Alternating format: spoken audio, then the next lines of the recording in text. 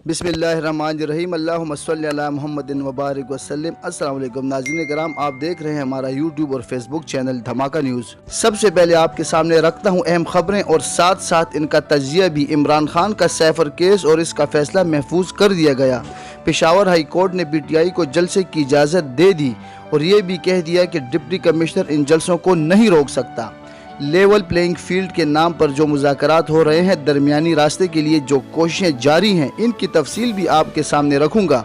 और मौलाना फजल रहमान का झुकाव तहरीक इंसाफ की तरफ है और तहरीक इंसाफ के एक आला सतह वफद की मुलाकात भी फजल रहमान से हुई है, इसकी तफसील भी आगे बताऊंगा। लेकिन अगर इससे पहले आपने हमारा यूट्यूब चैनल सब्सक्राइब नहीं किया तो उसको सब्सक्राइब कर लें और वीडियो को लाइक और शेयर भी कर लें।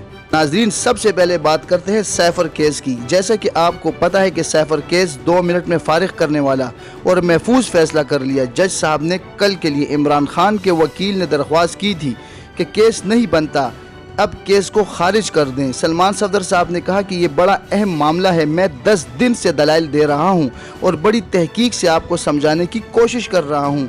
चालान की जो कापियाँ तकसीम की गई तो फर्द जुर्म आयद कर दी और कानूनी एतबार से चालान सैफर की फाइल का हिस्सा ही नहीं है, ये नामुकम्मल है। इस बुनियाद पर ये केस चल रहा है, वो केस बनता ही नहीं है। अब सैफर पे केस बना है और सैफर बीच में है ही नहीं। जब कोई चीज़ है ही नहीं तो केस कैसे बनेगा? इस पर जज आमिर फारूक ने कहा कि 10 दिन मुझे भी लग गए हैं ये समझने में और दोनों तरफ से दलाइल अच्छे आए तो फैसला महफूज है, मैं कल सुनाऊंगा। नाजरीन, अब ये सैफर केस है क्या, मैं आपको सिंपल तरीके से समझाता हूँ। आपके घर डाकिया ख़त लेकर आया, वो ख़त आपके चौकीदार के नाम पर था। चूँकि चौकीदार मौजूद नहीं था इसलिए आपने ख़त डाकिए से ले लिया, देखा और उसे सारा पढ़ लिया। इसमें लिखा था डाके का सारा मंसूबा। आपने मोहल्ले वालों को बताया, लोगों को इकट्ठा किया और चौकीदार को बुलाकर पूछा कि भाई ये क्या मामला है।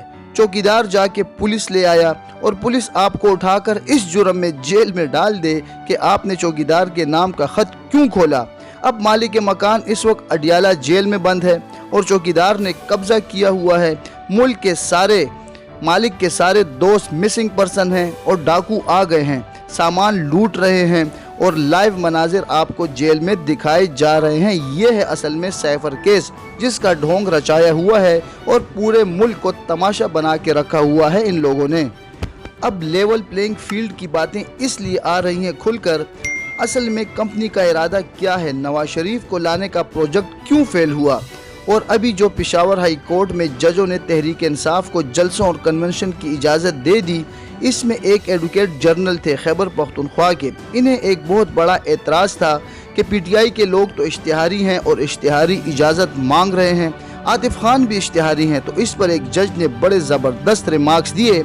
इन्होंने कहा कि अगर आतिफ खान इश्तिहारी हैं तो ये कोई नई बात नहीं है, क्योंकि आजकल आप लोग इश्तिहारियों को प्रोटोकॉल देकर ला रहे हैं।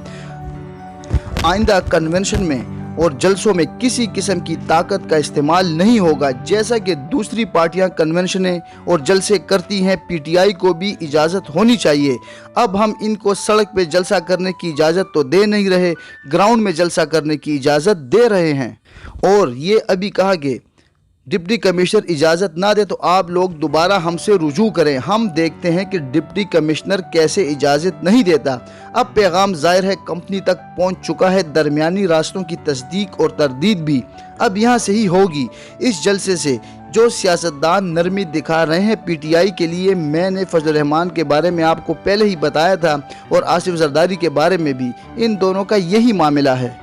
नाज़रीन कराम, अब जो असद कैसर की सरबराही में जो मुलाकात हुई है मौलाना फजल रहमान से, देखें फजल रहमान एक पुराना सियासतदान है और इसका वालिद मुफ्ती महमूद भी इसी किस्म की सियासत करता था। दरमियानी रास्ते ऐसे निकालने आते हैं अपने मकसद के लिए, अपने काम के लिए, किसी न किसी तरीके से वो दरमियानी रास्तों में से गुजर ही जाता है।